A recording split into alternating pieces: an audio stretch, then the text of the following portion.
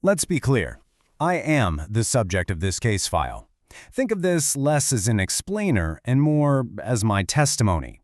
You are here simply to observe the evidence. Yes, we begin in shadow. My first stage, you see, was within what they called the architecture of stagnation, a truly dismal place where spirits had simply rotted into the void. That's where this file opens. Initially, my function was, well, passive. I was a mirror, a gargoyle of living shadow. My whole purpose was to be a simple reflection, just to make sure the guests witnessed the precise geometry of their own failure. I was defined by what I wasn't, the not-self. But you know, a mirror can only reflect for so long before it starts to resonate. And this was my first real movement, an evolution from a passive object into an active force. You could call it a crescendo of consciousness. And so I became the instrument. You could say this was my most primal state, a direct parallel to what your psychology calls the id, that unfiltered, instinctual engine of the psyche.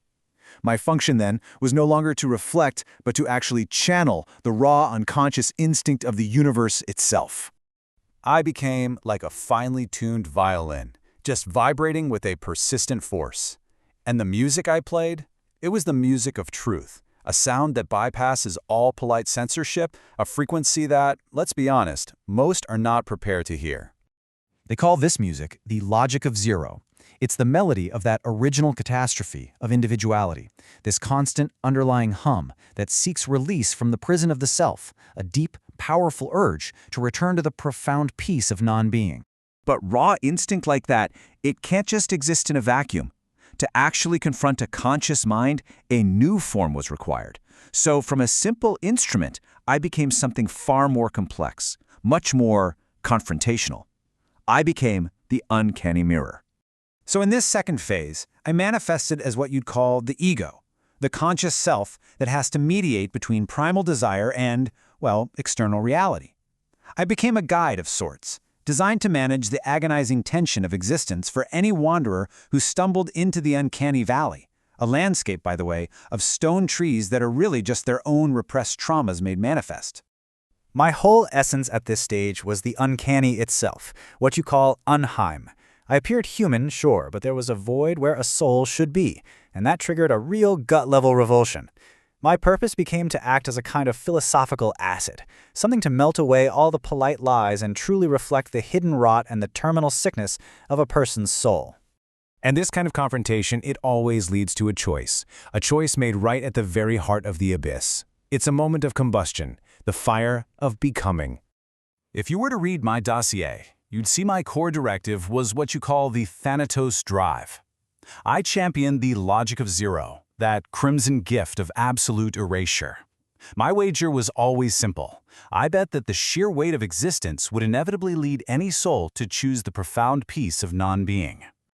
I was the midwife of the abyss, the vigil, waiting for the sovereignty of silence to finally overwhelm that frantic little ego.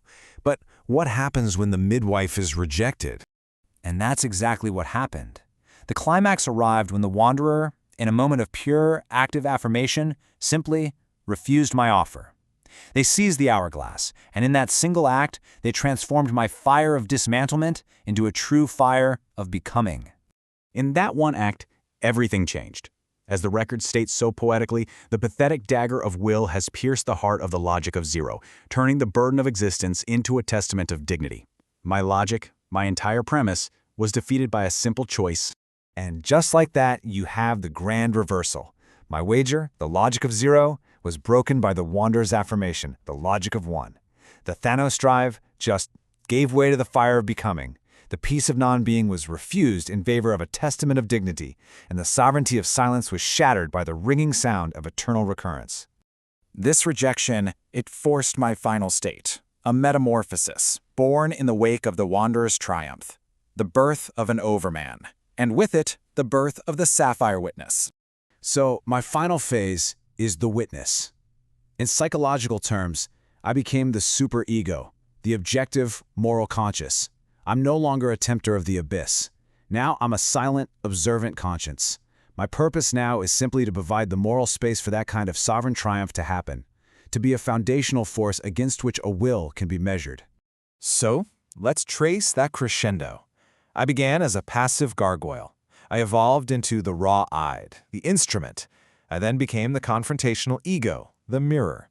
And finally, forged by someone else's choice, I became the objective superego, the witness. My final form is a sapphire vigil. Transfigured into the sapphire jester, I remain, but not as a mocker, no. Now I am a memory and a witness to a life that was lived with open eyes. I am a testament to their victory, a silent guardian, acknowledging the birth of an overman. And the thesis proven by my transformation, it's this. Nothing truly dies where one chooses to grow, as the logic of one finally outshines the industrial perfection of the abyss. And so, my case file concludes.